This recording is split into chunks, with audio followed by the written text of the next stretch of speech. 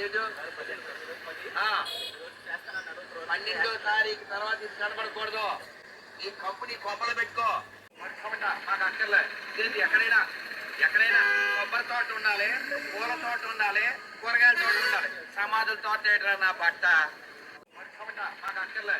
ఇదేంటి ఎక్కడైనా ఎక్కడైనా కొబ్బరి తోట ఉండాలి, పూల తోట ఉండాలి, కూరగాయల తోట ఉండాలి. సమాధుల తోట ఏంట్రా నా బట్ట? బైబిల్లో బయేషా అనే రాజు ఉన్నాడు.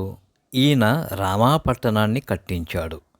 బయేషా అనగానే మనకు అమిత్ షా గుర్తుకొస్తున్నాడు కదా.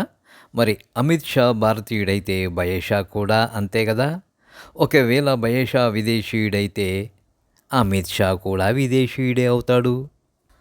రామాపురం, రామాపట్టణం ఇవన్నీ భారతీయ పట్టణాలు అయితే గనక ఇక్కడ బయేషా కట్టించిన రామాపట్టణము కూడా భారతీయ పట్టణమే.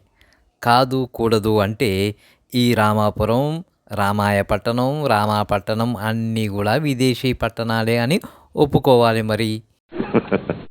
ఇప్పుడు చెప్పండి, ఏది స్వదేశీ ఏది విదేశీ? బైబిల్ చరిత్ర పుస్తకం, మానవ వంశావళుల పుస్తకం, దేవుని మాటలతో కూడిన పుస్తకం. అది ఒక జరిగిన చరిత్ర, జరుగుతున్న చరిత్ర, జరగపోయేది కూడా తెలియచేసే గ్రంథమే బైబిల్ గ్రంథము.